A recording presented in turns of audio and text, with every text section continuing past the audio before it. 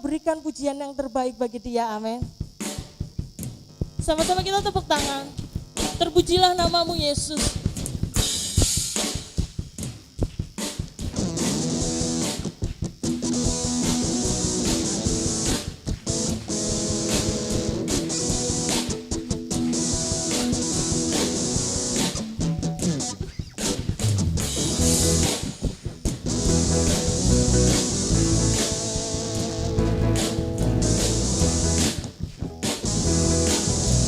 Sama-sama katakan, terpujilah namamu Tuhan. Terpujilah namamu Tuhan, kuat dan penuh kemuliaan. Satu suara kami nyatakan, kebesaran-Mu tetap selamanya. Terpujilah namamu Tuhan, terpujilah namamu Tuhan, ajaib dan penuh keagungan. Satu hati kami nyatakan, kerajaan-Mu kekal selamanya. Oh, oh, oh, oh, oh. Engkaulah Raja atas dunia, yang menghancurkan kutuk dan membebaskan jiwa. Kami bersorak, bertepuk tangan. Engkau Tuhan berjaya dan memerintah untuk selamanya.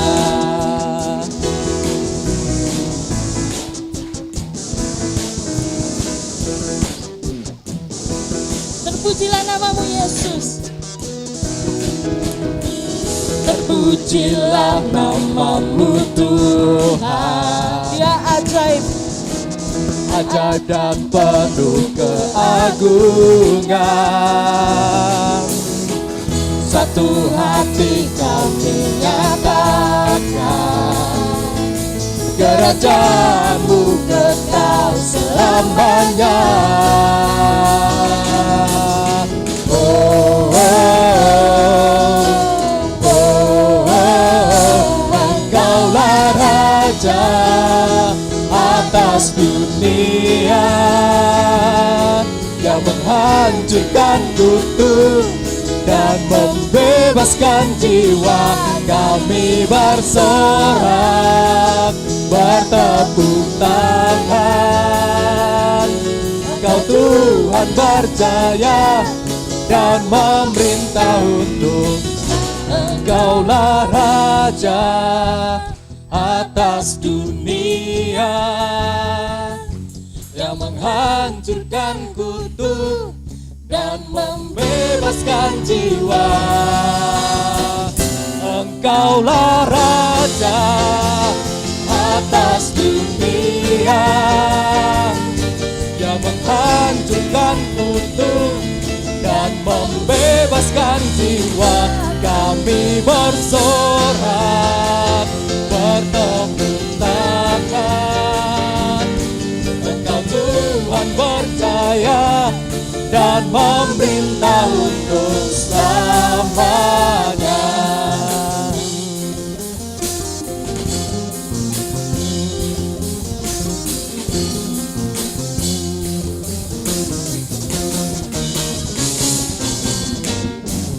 Amin, beri kemuliaan untuk Tuhan. Salam jumpa saudaraku yang kasih Tuhan, puji nama Tuhan. Salam damai sejahtera dalam Tuhan kita Yesus Kristus. Salam sehat, semangat kita semua. Tetap mengasihi Tuhan dan kita tetap percaya bahwa Tuhan itu baik dalam segala perkara. Tuhan itu baik.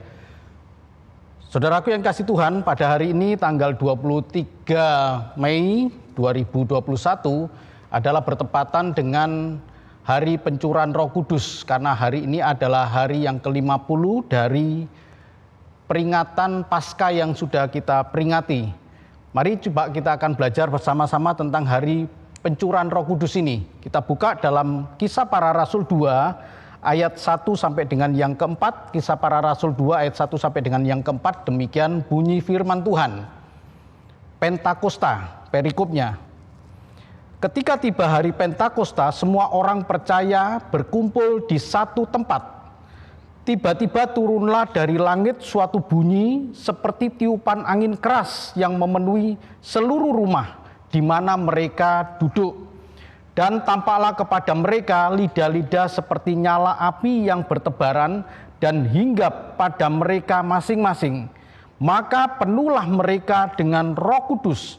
Lalu mereka mulai berkata-kata dalam bahasa-bahasa lain, seperti yang diberikan oleh Roh itu kepada mereka untuk mengatakannya. Amin. Puji nama Tuhan. Saudaraku yang kasih Tuhan, kata Pentakosta itu dari bahasa Yunani yaitu Pentakoste, yang artinya hari ke-50 dari hari raya Paskah. Jadi Pentakosta. Saya ingin meluruskan, bukan Pantekosta, Pentakosta. Penta 50, kosta hari yang ke-50. Jadi itu pengertian adalah hari yang ke-50 dari hari raya Paskah. Hari raya Paskahnya orang Israel.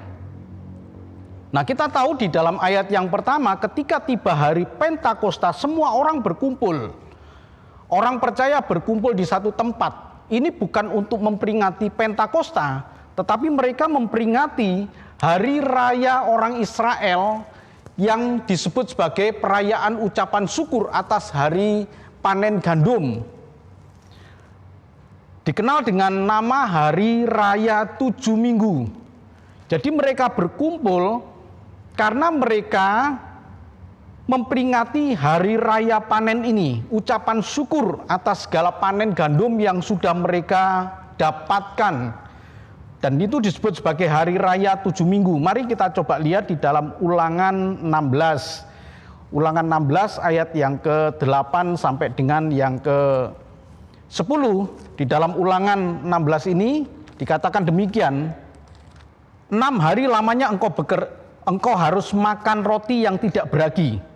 Dan pada hari yang ke-7 harus ada perkumpulan raya bagi Tuhan Allahmu, maka janganlah engkau melakukan pekerjaan. 7 minggu harus kau hitung pada waktu orang mulai menyabit gandum yang belum dituai. Haruslah engkau mulai menghitung 7 minggu itu.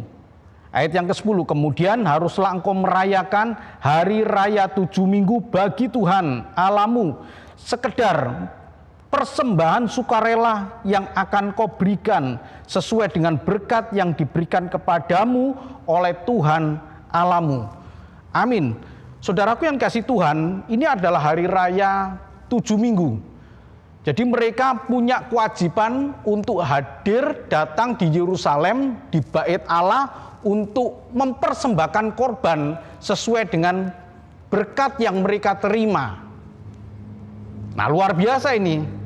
Jadi orang Israel memberikan pelajaran kepada kita tentang hidup memberi persembahan kepada Tuhan sebagai ucapan syukur, bukan hanya sekedar menikmati berkat dan kemudian melupakan kepada Sang Khalik pemberi berkat itu, tetapi mereka datang dan membawa persembahan, dan itu yang disebut sebagai hari raya 7 minggu. Jadi kalau kita melihat ini satu kewajiban. Dalam setahun itu ada 3 perayaan yang harus orang laki-laki Israel wajib untuk berkumpul di Yerusalem.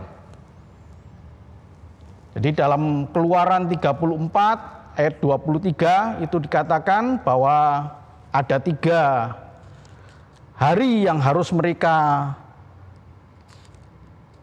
kerjakan, mereka lakukan. Ayat yang ke-23 dari Keluaran 34 dikatakan demikian. 3 kali setahun segala orangmu yang laki-laki harus menghadap ke hadirat Tuhanmu, Tuhan Allah Israel, sebab aku akan menghalau bangsa-bangsa dari depanmu dan meluaskan daerahmu, dan tiada seorang pun yang akan mengingini negerimu apabila engkau pergi untuk menghadap kehadirat Tuhan Allahmu 3 kali setahun.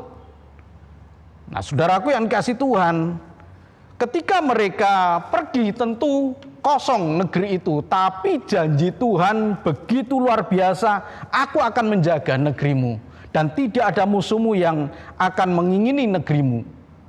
Jadi perlindungan Tuhan, berkat-berkat Tuhan, kasih setia Tuhan, itu nyata dalam kehidupan orang-orang Israel.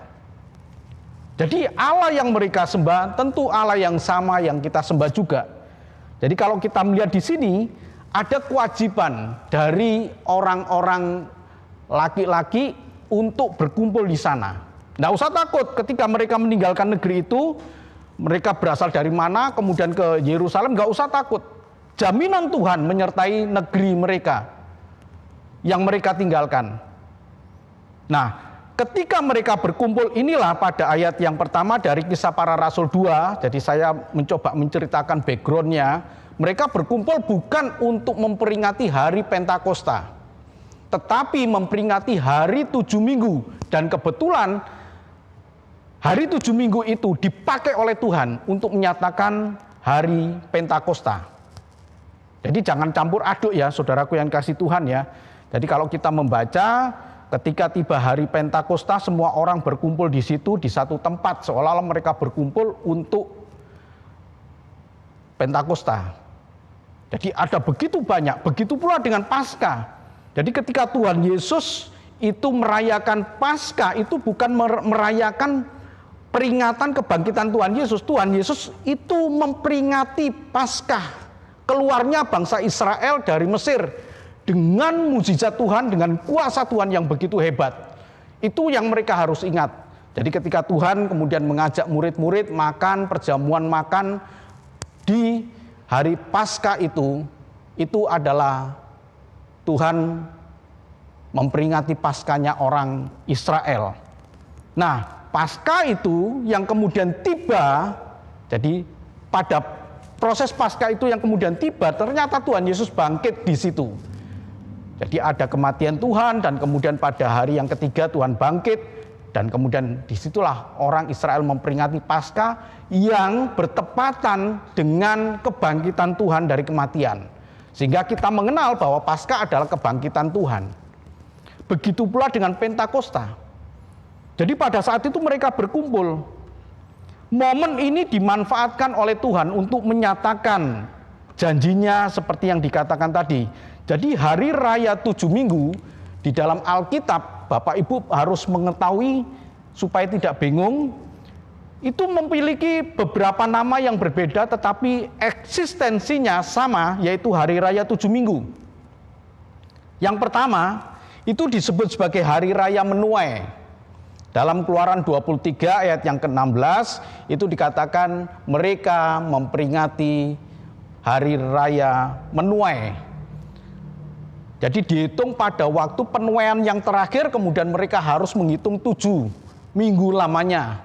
Mereka harus hitung itu dan kemudian mempersembahkan korban persembahan sesuai dengan berkat yang mereka terima, dan itu disebut sebagai hari raya menuai. Kemudian juga ada hari raya bungaran. Ini sering juga dikenal oleh orang-orang Kristen, hari raya bunga-bungaran. Kemudian juga dikenal sebagai hari raya lepas 7 minggu. Bilangan 28 ayat yang ke-26 disebutkan sebagai hari raya lepas 7 minggu. Itu sama, yaitu hari raya 7 minggu. Jadi kalau kita melihat di dalam proses ini, di dalam Pentakosta, itu adalah pernyataan Allah Roh Kudus. Jadi Pentakosta adalah penyataan Allah tentang pribadi Allah, yaitu Allah Roh Kudus. Dan penggenapan akan janji Tuhan Yesus. Janji Tuhan Yesus ada di dalam Kisah Para Rasul 1 ayat yang ke-8, dikatakan demikian.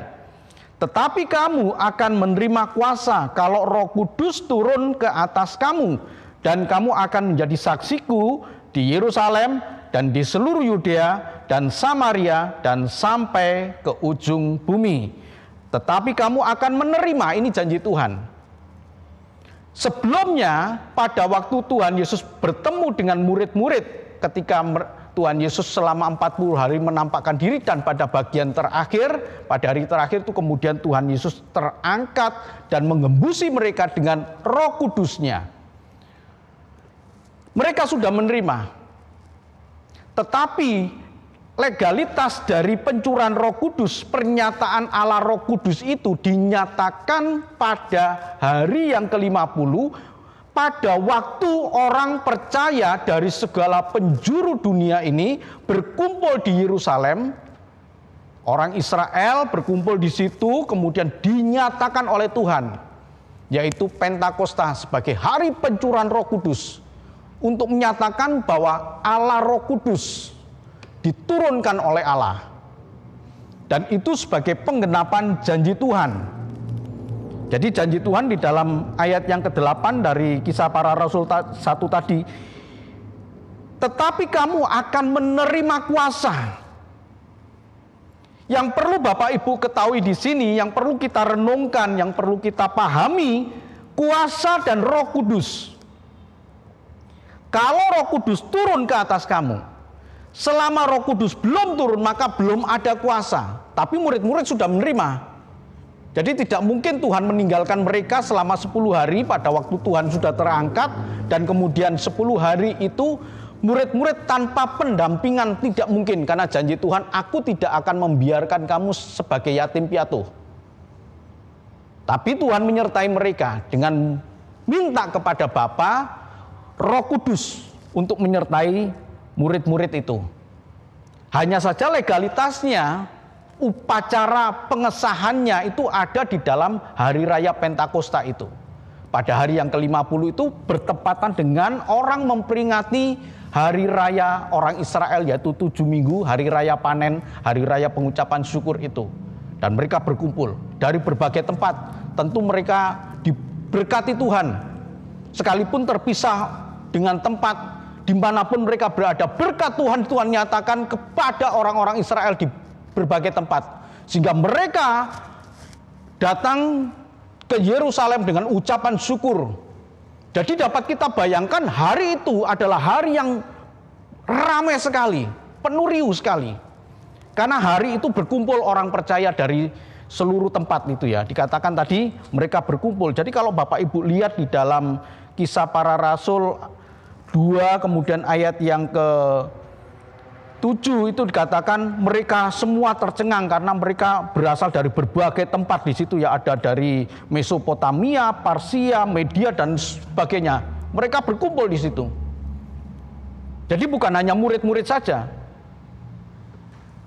Pada waktu Tuhan Yesus terangkat ke surga, itu Tuhan Yesus mengembusi mereka. Khusus kepada 11 murid yang ada di situ. Tapi itu bukanlah Pentakosta. Jadi Pentakosta, kalau kita melihat di sini, Bapak Ibu dan Saudaraku, di dalam Kisah Para Rasul 2 ini, itu adalah bayangan dan wujud. Jadi setelah saya menjelaskan tadi, ada hari raya 7 minggu. Hari raya 7 minggu, ini hari raya orang Israel, adalah penyataan kuasa Allah atas pertanian mereka. Bagaimana Allah memberkati mereka. Ini, jadi hari raya 7 minggu ini. Nah kemudian ini adalah bayangan. Jadi bukan berarti perayaan orang Israel hari raya 7 minggu ini tidak ada makna. Ini adalah bayangan dari wujud yang sebenarnya.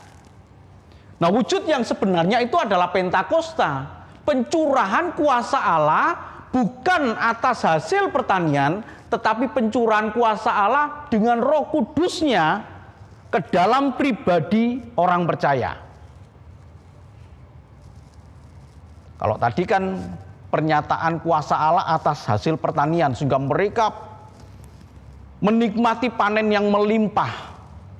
Saya bersyukur kepada Tuhan, diperkenan Tuhan, diizinkan Tuhan untuk bisa ke Israel dan melihat Bapak, Ibu, dan saudaraku hasil pertanian yang luar biasa. Sampai dengan sekarang Tuhan memberkati pertanian itu. Tentu tidak secara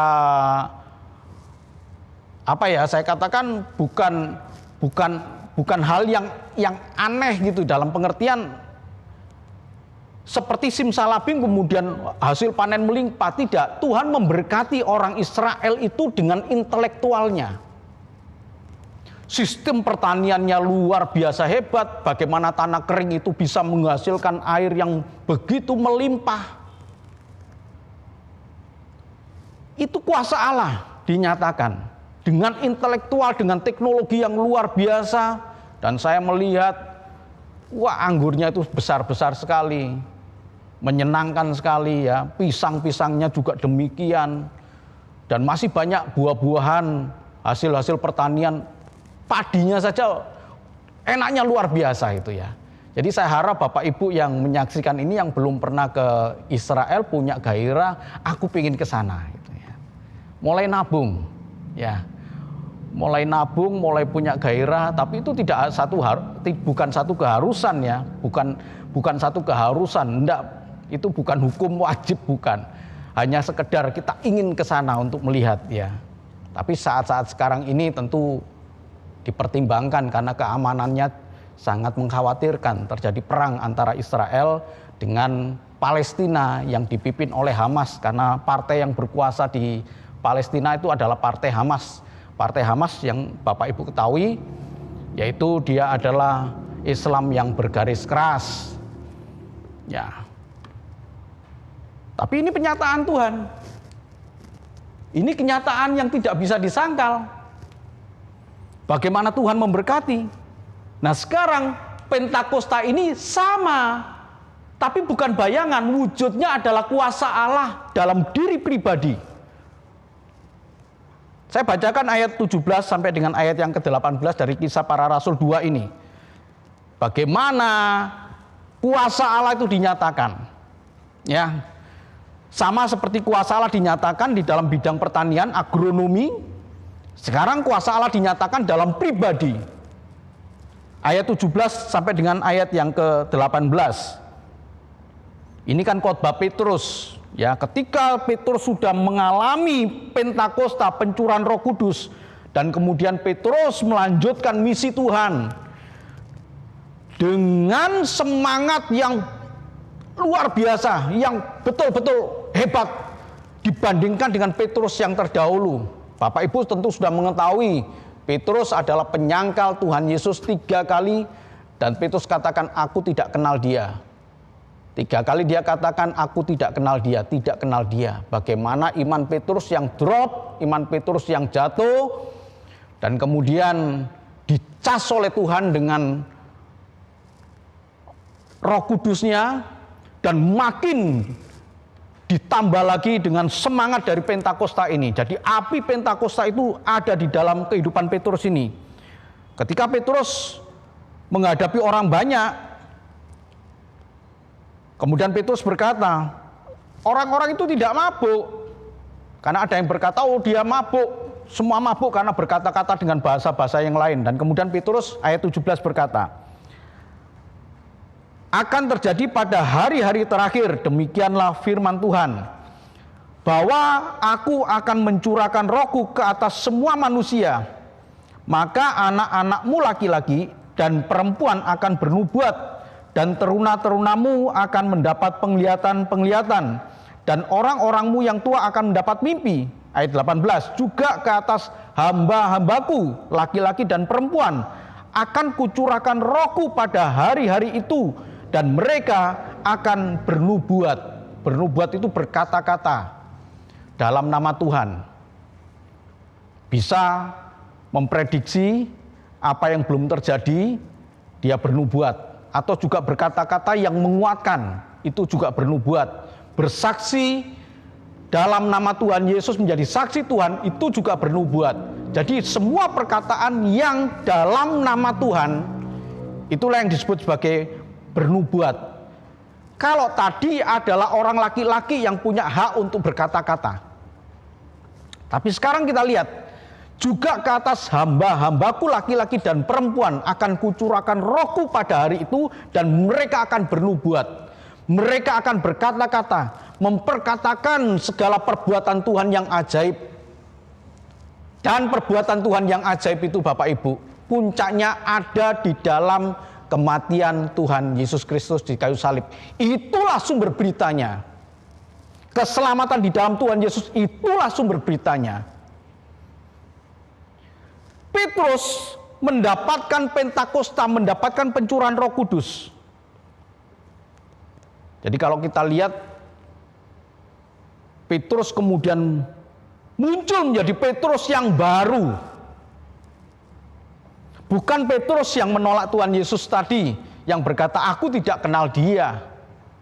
Bahkan kepada seorang perempuan pun, seorang gundik gitu ya, bukankah engkau juga murid dari Yesus? Dan kemudian Petrus berkata, bukan, aku tidak kenal dia. Tapi sekarang Petrus mengalami pencurahan, bernubuat. Nah, kalau kita lihat di sini, jadi kalau kuasa Allah dinyatakan atas hasil pertanian, ya atas hasil kuasa Allah atas pertanian, dan kemudian ini kuasa Allah atas diri pribadi, tentu juga terjadi dalam hidup kita. Roh Kudus masuk dalam hidup kita dan membuat kita kuat, siap untuk menyatakan kuasa Allah, untuk menjadi saksi Tuhan. Jadi Bapak, Ibu, dan saudaraku yang dikasih Tuhan, kalau kita kuat sampai dengan saat ini, firman Tuhan berkata, itu bukanlah kekuatan kita, tapi Tuhanlah yang memberikan kekuatan kepada kita. Aku cakap menanggung segala perkara, sebab Tuhan yang memberikan kekuatan, itu Roh Kudus. Pada waktu kita dalam keadaan terjepit sekalipun, Tuhan memberikan kepada kita hikmat untuk bisa keluar dari keadaan itu. Bukan keputusasaan, tapi kemudian ada hikmat. Sebab Tuhan yang memberikan kuasa, itu adalah pencurahan kuasa Allah atas diri pribadi. Dan ini menandai mulai berlakunya akhir zaman. Kalau Bapak Ibu lihat di situ ya. Jadi kalau kita lihat di sini, itu mulainya akhir zaman. Jadi masuk ke dalam akhir zaman sampai dengan sekarang. Terus Tuhan berkarya. Yang kedua adalah bayangan dan wujudnya hari raya 7 minggu ini adalah pesta panen hasil pertanian. Jadi yang kedua adalah pesta panen hasil pertanian. Kalau yang tadi itu penyataan kuasa, kuasanya ya. Kuasanya, subjeknya. Sama seperti ini, kuasa Allah atas diri pribadi itu subjeknya. Dan sekarang yang kedua adalah objeknya. Objeknya adalah ada hasil panen yang mereka tunjukkan. Ketika mereka di Yerusalem, mereka menunjukkan ini yang Tuhan berkati selama ini. Mereka bawa itu. Ini pesta panen hasil pertanian. Sementara Pentakosta sebagai wujud dari bayangan hari raya 7 minggu itu, ini adalah panen penuaian jiwa.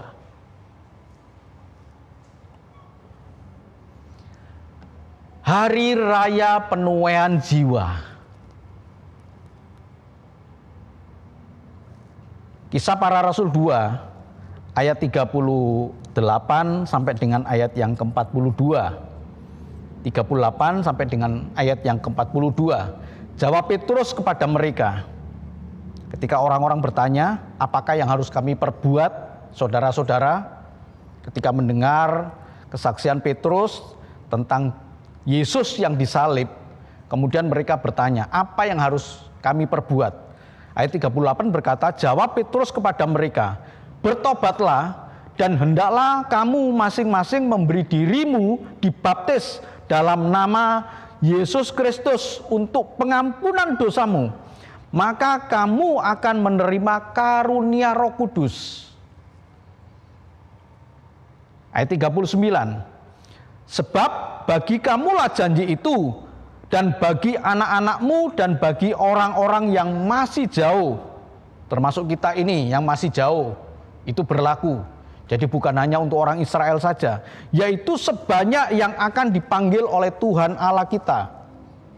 Ayat 40, dan dengan banyak perkataan lain lagi, ia memberi suatu kesaksian yang sungguh-sungguh, ini nubuat, karena sudah menerima kuasa Allah, Pentakosta, ya.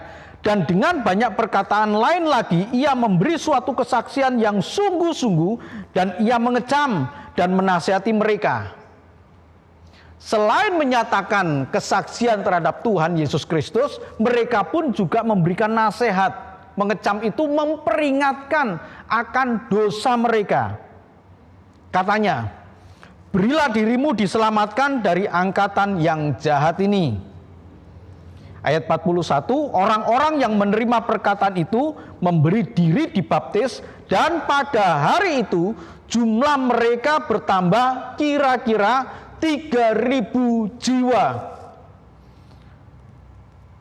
Mereka memberikan diri dibaptis, dan terjadilah penuaian besar-besaran, penuaian jiwa. Sama seperti hari raya 7 minggu ini memperingati panen, pesta panen hasil pertanian. Sementara Pentakosta ini mengingatkan kita kembali bahwa pada hari itu terjadi panen jiwa yang begitu besar. Mereka bertambah kira-kira 3.000 jiwa dibaptis. Ya, bisa dibayangkan betapa hebatnya itu. 3.000 jiwa orang dibaptis. Lalu apa dampak dari baptisan orang-orang yang baru percaya ini? Sekali lagi pencurahan Roh Kudus masih terjadi. Bukan hanya pada 2000 tahun yang lalu, sampai sekarang pencurahan Roh Kudus terjadi dalam hidup kita. Ayat 42. Mereka bertekun dalam pengajaran rasul-rasul dan dalam persekutuan, dan mereka selalu berkumpul untuk memecahkan roti dan berdoa. Amin. Ayat 42 ini. Memulailah mereka hidup baru di dalam Tuhan kita Yesus Kristus. Hari Pentakosta adalah hari penuaian jiwa-jiwa. Nah, Bapak Ibu dan Saudaraku, ada gereja yang berdoa 10 hari, ya, setelah hari kenaikan Tuhan, kemudian mereka 10 hari itu mereka berdoa untuk menantikan pencurahan Roh Kudus pada hari yang ke-50. Ada juga gereja yang tidak melakukan. Kedua-duanya punya alasan yang dapat diterima dan tidak perlu itu diperdebatkan sebagai argumen untuk membenarkan salah satu. Mereka sedang memperingati bagaimana kuasa Tuhan itu terjadi. Tetapi yang ingin saya katakan, pencurahan Roh Kudus selalu ada tiap hari. Dan yang perlu Bapak Ibu ketahui, Tuhan sudah hadir. Allah Roh Kudus itu tinggal dalam baitnya. Dan tubuh kita ini adalah bait Allah. Dia tinggal di situ yang terus memberikan kepada kita motivasi, yang terus memberikan kepada kita spirit untuk kita bergairah mengikut Tuhan Yesus. Punya rasa kehausan akan firman Tuhan, akan kebenaran. Itu setiap hari loh.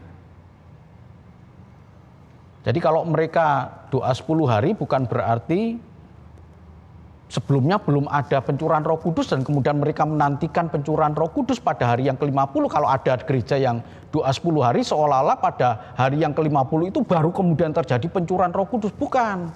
Mereka sedang memperingati 2000 tahun yang lalu. Kalau bagi kita itu Roh Kudus sudah tinggal dalam hidup kita. Jadi mereka memperingati momen istimewa pernyataan Tuhan serta dampaknya dari pencurahan Roh Kudus itu tercatat terjadi panen jiwa yang hebat pada saat itu. 3.000 jiwa orang bertobat yang menerima Tuhan Yesus. Tidak mudah untuk menerima Tuhan Yesus sebagai Tuhan dan Allah. Bapak, Ibu, dan saudaraku, kalau bukan karena anugerah Tuhan, jadi 3.000 orang itu membuka hati, membuka pikirannya, sebab mencintai Tuhan itu harus dengan pikiran yang jernih, Bapak Ibu. Tidak bisa kita mencintai Tuhan tanpa pengertian yang benar. Kan begitu banyak orang Kristen yang berkata, pokoknya saya cinta Yesus. Kenapa? Enggak tahulah, yang penting pokoknya saya cinta Yesus. Nah, itu cinta buta kepada Tuhan tanpa pengertian yang benar. Tetapi orang-orang yang punya pengertian yang benar punya alasan. Dia adalah Tuhan yang begitu mengasihi kita. Dia adalah Allah yang mengosongkan diri. Dia adalah Raja yang meninggalkan kemuliaannya dan kembali kepada posisi dia kembali setelah dia mati di kayu salib karena ketaatannya. Nah itu pengertian-pengertian yang benar yang membuat kita cinta Tuhan dengan alasan yang tepat. Sehingga kita kuat. Roh Kuduslah yang bekerja, yang memberikan kepada kita sama seperti 3.000 orang pada waktu itu. Mereka memperoleh pengertian itu dari mana? Ayat 42. Mereka bertekun dalam pengajaran rasul-rasul. Mereka bertekun pada saat itu, jemaat mula-mula, pertemuan mereka bukan pertemuan seminggu sekali. Tiap hari mereka bertemu. Mereka haus akan kebenaran. Ayat 46 berkata, dengan bertekun dan dengan sehati mereka berkumpul tiap-tiap hari dalam bait Allah untuk mendengarkan pengajaran itu. Mereka buka wawasan itu. Yang tadinya tertutup, yang tadinya mereka menolak Yesus. Jangankan menerima dia sebagai Tuhan dan Allah, menerima dia sebagai Mesias saja, betapa sulitnya. Jadi panen jiwa pada saat itu. Roh Kudus sudah tinggal dalam hidup kita.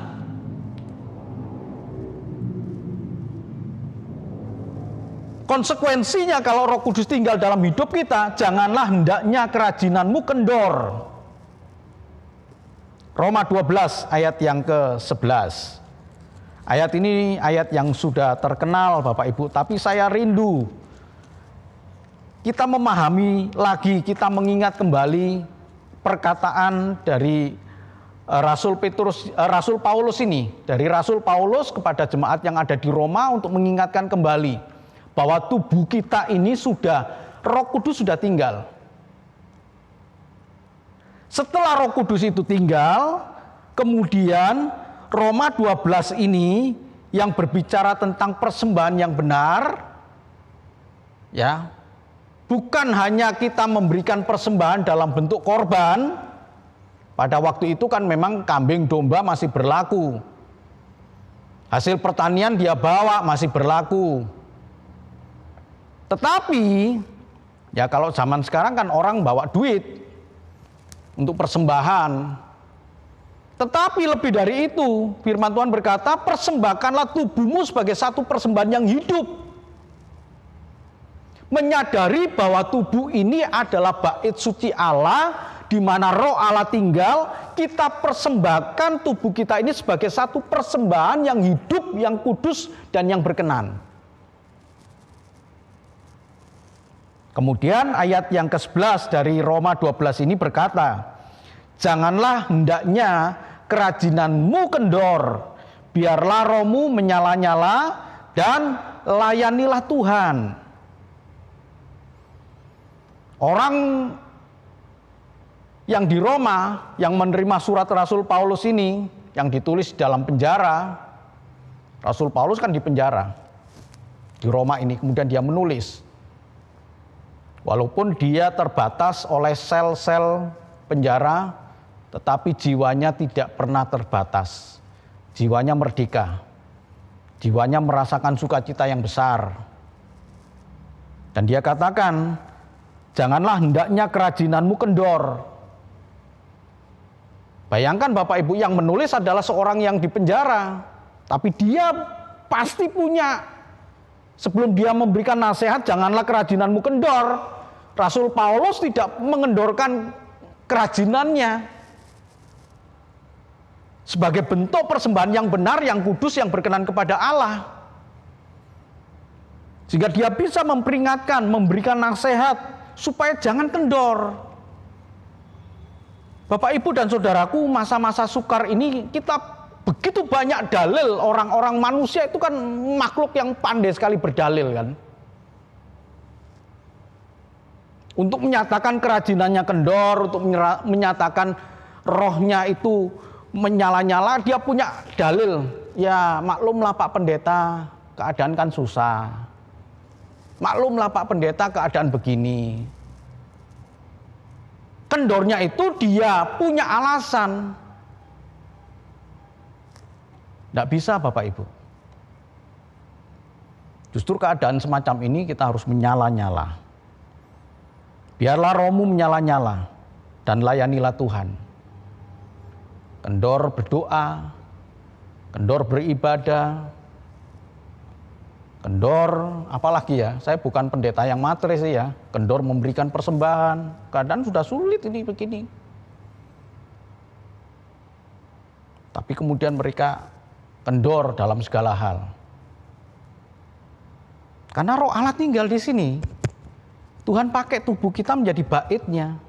Konsekuensinya kita harus menyala-nyala karena ada Tuhan, ada roh Allah yang tinggal dalam hidup kita ini. Nah, Bapak, Ibu, dan saudaraku yang menyaksikan, yang mengikuti ibadah online ini yang sering dilupakan. Padahal ini dekat.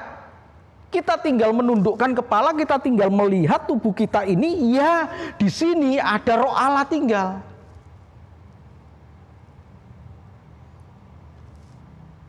Yang paling dekat kan? Kita tidak bisa menghakimi orang lain yang jauh maupun orang lain yang sangat jauh, menghakimi engkau jauh dari Tuhan. Engkau tidak setia. Tapi mari kita coba melihat roh yang ada dalam diri kita ini, apakah kita punya roh yang ditulis dalam huruf kecil, yaitu roh kita. Roh kita ini menyala-nyala enggak? Allah yang roh besar itu tinggal dalam hidup kita, koneksi dengan roh kita. Apakah kita ini menyala-nyala, mendengarkan suara Tuhan, mengingat selalu perintah-perintah Dia? Roh Kudus tinggal di sini, menyala-nyala. Ada kehausan untuk mencari Tuhan, menyala-nyala itu. Dan layanilah Tuhan. Firman Tuhan berkata, kalau kita melayani orang lain, bahkan Tuhan Yesus kalau Bapak Ibu baca dalam Injil Matius 25 itu, ketika kita melakukan kepada orang yang paling hina ini, menunjuk pada murid-murid, jika ada orang yang melakukan kepada orang yang paling hina ini, engkau melakukannya untuk aku. Murid-murid bertanya, Tuhan, kapan kami melihat engkau telanjang, kapan kami melihat engkau kelaparan? Dan kemudian Tuhan Yesus berkata, kalau engkau melakukannya kepada orang yang paling hina, engkau melakukannya untuk aku. Jadi melayani Tuhan tidak seperti saya saja. Menyampaikan firman Tuhan, kemudian melayani di gereja, demikian juga dengan para pelayan Tuhan yang ambil bagian dalam ibadah online ini, tidak hanya sekedar itu saja. Tapi melayani Tuhan adalah melayani manusia. Nah, Bapak, Ibu, dan saudaraku, ini adalah Pentakosta, pencurahan Roh Kudus yang selalu ada. Mari kita renungkan dalam hidup kita, apakah kita menyadari bahwa Pentakosta pencurahan Roh Kudus itu terus terjadi dalam hidup kita, yang membuat kita menyala-nyala melayani Tuhan. Hari semakin menuju senja dan gelap, artinya menuju kepada hari Tuhan. Tidak banyak waktu lagi Bapak, Ibu, dan saudaraku yang kasih Tuhan. Kita mempersiapkan diri kita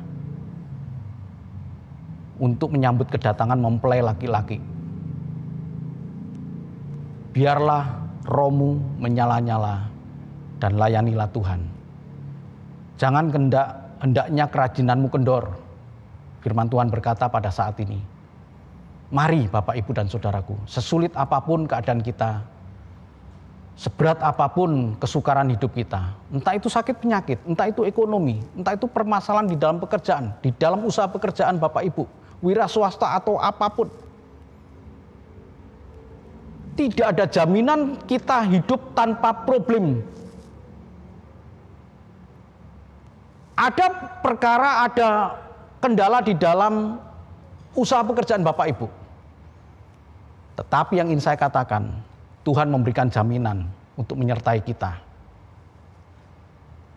Allah itu roh, dan roh kita ini koneksi dengan roh Allah. Hendaklah roh kita ini menyala-nyala di dalam Tuhan. Hari sudah semakin senja menuju kepada malam yang gelap.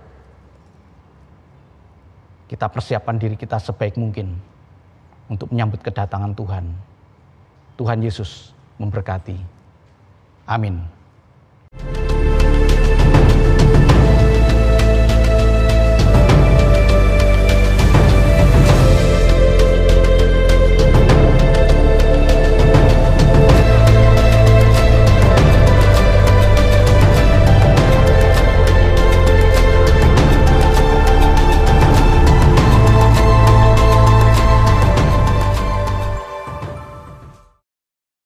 Mari Bapak, Ibu, dan Saudaraku yang kasih Tuhan, puji nama Tuhan.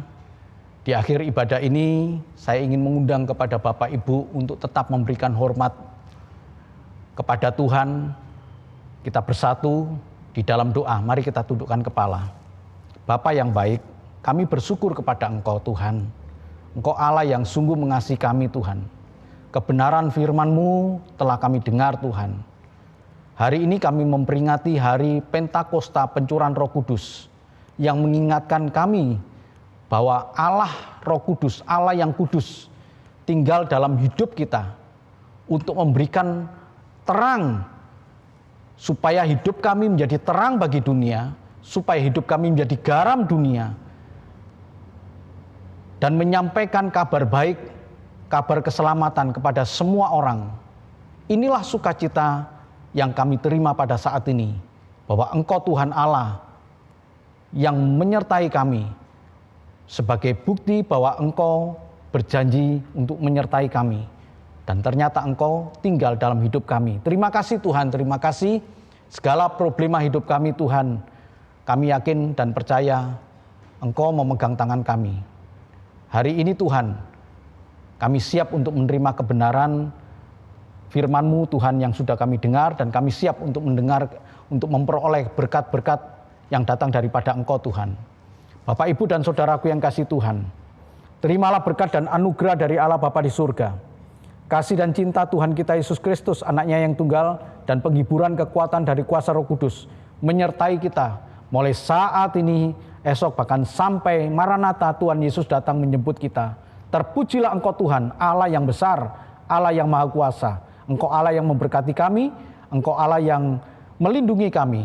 Engkau juga Allah yang menyinari kami dengan wajah-Mu Tuhan, dan memberikan kepada kami kasih karunia. Engkau Allah yang menghadapkan wajah-Mu kepada kami Tuhan, dan memberikan damai sejahtera. Kami terima segala berkat-Mu ini Tuhan, dan kami mengucap syukur kepada Engkau Tuhan buat lawatan-Mu pada saat ini. Kami bersyukur di dalam nama Tuhan Yesus Kristus. Dia adalah Allah, Tuhan dan Juru Selamat kami yang hidup. Terpujilah Engkau Tuhan. Haleluya. Amin. Tuhan Yesus memberkati Bapak, Ibu, dan Saudaraku yang kasih Tuhan. Sampai jumpa di dalam ibadah selanjutnya. Tuhan memberkati. Amin.